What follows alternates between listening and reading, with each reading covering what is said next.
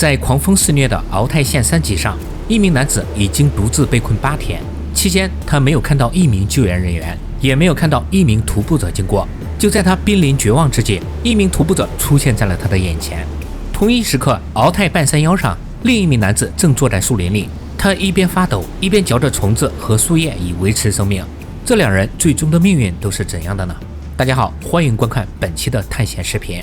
鳌泰县是横贯秦岭鳌山与太白山的一条山脊线，平均海拔3200米，长约170公里。全县路况复杂，没有补给，大部分路段没有信号。因为海拔落差太大，所以山上的气候也非常极端，有着一日历四季，10里不同天的说法。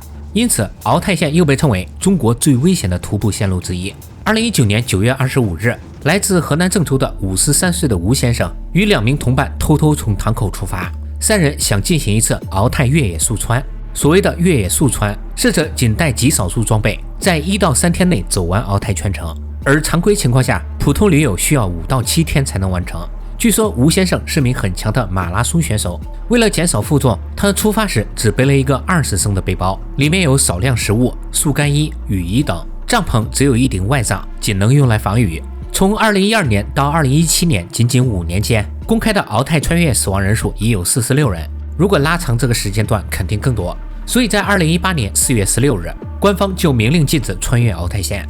可因为这片区域的面积实在太大，许多徒步者总能绕过检查点，因此防不胜防。9月27日，3人抵达鳌泰县中间的2800营地，这已经是他们速穿的第3天，但路程才走了一半，很明显时间超过了预期，也说明他们低估了鳌泰县的困难程度，高估了自己的速穿能力。奇迹作者向军在他的采访文章《鳌泰生死劫》中说过，这3人在2800营地突然决定从北坡下撤，文章没有说明原因。我觉得应该跟他们的速穿进度太慢，物资即将告急有关。2800营地北坡有一条快速下撤路线，出口在白云峡，不出意外的话，1天内就能走完，这比从大野海那边要快得多。但这条路线前半段山势非常陡峭，人一不小心就有可能滑倒摔伤。3人下到将近一半时，发现河道里的水流太大，无法通过，于是只得返回2800营地。可走着走着，吴先生的腿突然抽筋，因为情况有点严重，他无法行走，所以3人商量后决定留吴先生在这里等待，另外2人返回主路，然后快速前往大野海寻找救援。3人的物资都所剩不多，所以能留给吴先生的也少，但他支撑4天应该问题不大。之所以要4天，是因为他们赶到大野海要2天，等救援队过来又要2天。同伴离开后，吴先生按约定坐在那里等待，可2天后他有了新想法，他想回到山脊主路上去等。不过因为之前下来的路太过陡峭，他的腿伤又没全好，所以他决定走左侧这条看起来更为平缓的河谷。对于吴先生为何离开不清楚，但我们可以站在他的角度推测下，队友走后，他很可能独自在低温、孤独、恐惧和焦虑情绪的折磨下开始胡思乱想。队友究竟有没有找到救援啊？救援会不会来呢？万一队友也出现了意外，那就没人知道我在这了。如果我回到主路上去等，救援队来了刚好能提前碰面。如果救援不来，那也可以在主路上找路过的徒步者帮忙，这能多给自己一条退路。但吴先生很可能低估了这条河谷的困难程度，也可能是因为腿脚不方便。总之，他没有在1天内爬回主路。根据后来的时间点推测，他至少用了2天才爬上去。而就在他往上爬时，9月30日下午，救援队赶到了，结果发现吴先生没有在约定地点。他们把附近的2800营地、山梁、山沟、山林全都找了个遍，最后却一无所获，他们只得返回。双方就这么错过了。可能是在10月1号晚上，也可能是10月2号上午，吴先生终于爬到了南天门西北侧约100米的地方，那里长满杂草与树木。之后吴先生就停下来不走了，他后来说自己迷路了，但选择停在这里可能也和他非常疲惫，刚好这里又能避风有关。上面是向军对于吴先生从腿抽筋到与队友分开再到被困树林这个经过的说法。还有一种说法也比较可信，说吴先生的腿抽筋是在2800营地时发生的，他们当时也没有准备从北坡下撤，因为吴先生已经无法行走。3人决定另外2人去大野海寻找救援，吴先生留在2800营地等待救援。可同伴走后，吴先生不知为何突然决定往大野海方向走，或许他想提前与救援队碰面，结果在树林里迷了路，再加上腿伤加重，他就停在了那里。从后来官方的告示来看，当时救援队找不到他，是以为他从2800营地两侧的紧急下车线下山了所以才怎么找都找不到他，因为谁也没想到他会往南天门方向走。这两种说法不管哪个是真的，核心是一样的，就是吴先生突然改变计划，导致自己与救援队错开，最终被困在树林里动弹不得。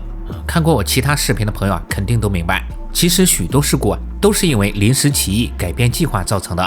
就在吴先生等待路过的徒步者时，10月2号，宝鸡区域天气突变，出现了秋雨期的第4轮强降雨，鳌泰线上还出现了罕见的狂风。这种天气一连持续了好几天，原来准备再次上山的救援队不得不暂停。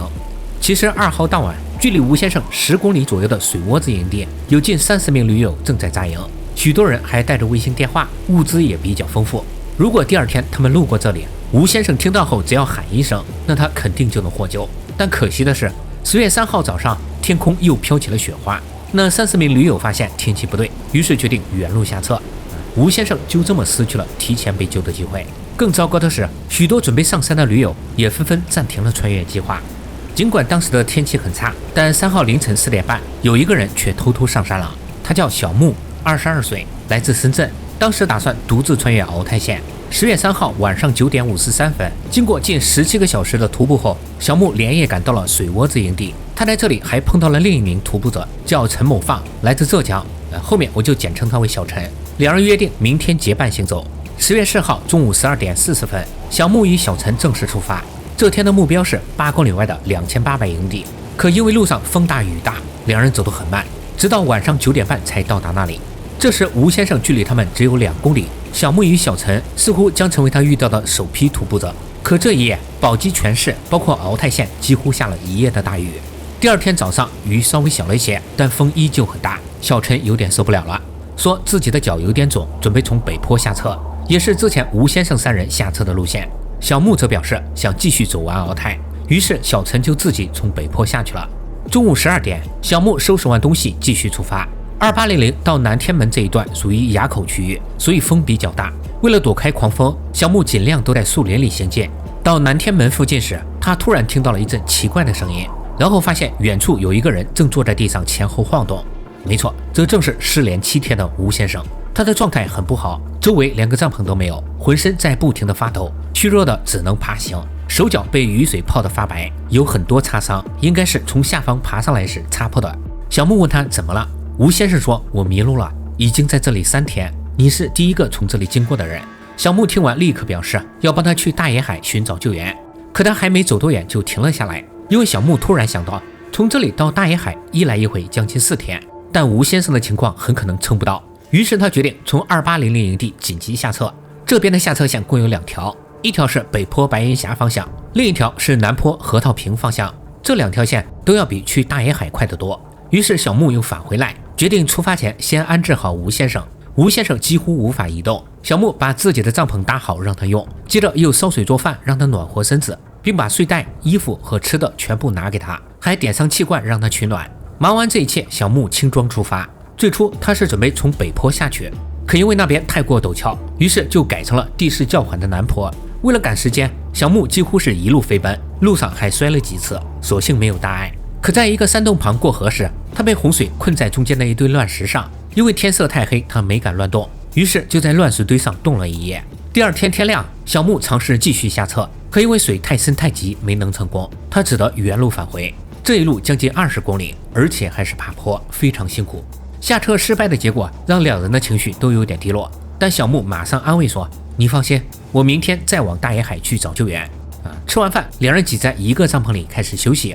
大意失荆州这句话，吴先生念叨了一整夜，但整体上他还是充满希望的。他念着救援来了该如何下山，该如何包车回家，还说自己家里有个儿子在读高3等等。就这样，两人聊着聊着都睡着了。第二天早上，也就是10月7号，外面阳光明媚，但却很冷。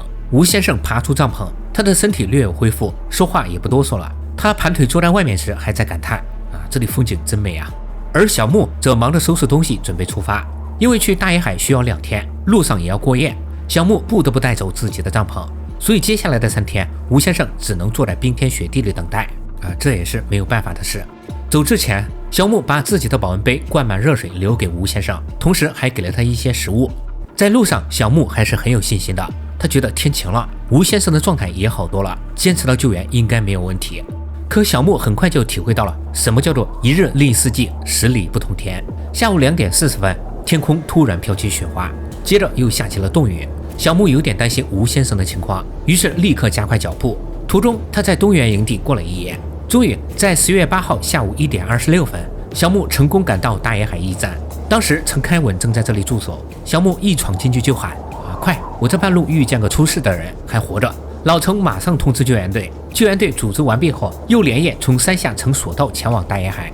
10月9日早上9点，救援队一行13人冒着雨雪前往南天门。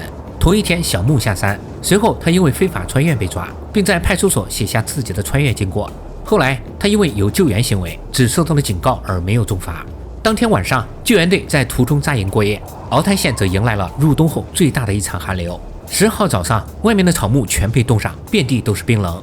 下午4点多，他们终于赶到南天门附近，然后立刻开始寻找。半个多小时后，失联12天的吴先生终于被找到，但很可惜，还是晚了一步。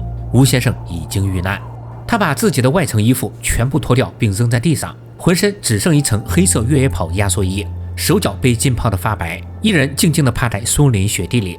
这种反常的脱衣现象其实是重度失温的表现，核心原因是体温调节中枢崩溃，大脑出现了燥热的错觉。救援人员还惊讶地发现，3天前小木留给他的保温杯水竟然还是满的，说明吴先生失温症出现得非常急非常早，很可能在小木走的那天下雪和下冻雨时出现的。因为这种天气和位置，救援队无法将吴先生的遗体抬下去，所以家属就以2万的费用委托山民将吴先生就地埋葬。4位山民点蜡上香，在风雪中送了吴先生最后一程。除此之外，他没有一名亲友在场。但这时鳌泰县的故事还没有结束，因为当时还有一人正被困在山上，他就是10月3号晚上小木在水窝子营地碰见的浙江驴友小陈。2人在2800营地分开后，小木继续穿越鳌泰县，小陈则从北坡路线提前下车。可小陈下去还没多久，发现这边山洪太大，无法通行，跟吴先生他们的遭遇一样，于是他就又返回了2800营地，改为了从南坡河套坪路线下去。可南坡河道里的水同样又深又急，在渡河时，他的背包不幸被冲走，食物、帐篷、衣服啥的都没了。在饥寒、疲惫与洪水的折磨下，小陈走到一个木棚边，再也走不动了。位置距离当时小木折返的位置仅3公里左右。此后的几天，他就靠捡来的化肥袋子保暖，靠吃昆虫、野草和树叶维持生命。幸运的是，10月13号晚上8点，在接到他所在公司的求救电话后，警方联系的搜救队顺利找到了他。现在就是鞋也没有，过河的时候包被水冲走了，然后现在13号，待了10几天。对，那再留一个。那你吃什么呢？你吃什么呢？没东西吃呀，我只能吃树叶，吃那些稻草杆那些都吃，只要是咽得下去的我都吃。我们好。这位的经历其实也挺神的。不过尽管吃了很多苦，但相比吴先生，他还是很幸运的。许多人可能都会问，为什么他们非要去这么危险的鳌泰县穿越呢？鳌山下有个驴友之家，门前贴着一位驴友的公开信，内容是：我们此行不为挑战自然，不为吹嘘炫耀，不为证明自己的极限体能，我们希望重新认识山川、河流、自然的伟大，人类的渺小，希望洗涤我们的无知、粗俗、野蛮。写得真好。但鳌泰县上冰冷的遇难数据显示，这里并不适合让人重新认识山川与河流，因为环境太过极端，救援太过困难。它确实能证明你的渺小，但也可能让你付出巨大的代价。在这里徒步永远不是你一个人的事，后面还有跟着你担惊受怕的家人所以不要试图穿越鳌泰县成功了至少罚款5000，失败了永远留在上面。好了，那本期视频到这里就全部结束了，感谢各位的观看，我们下期再见。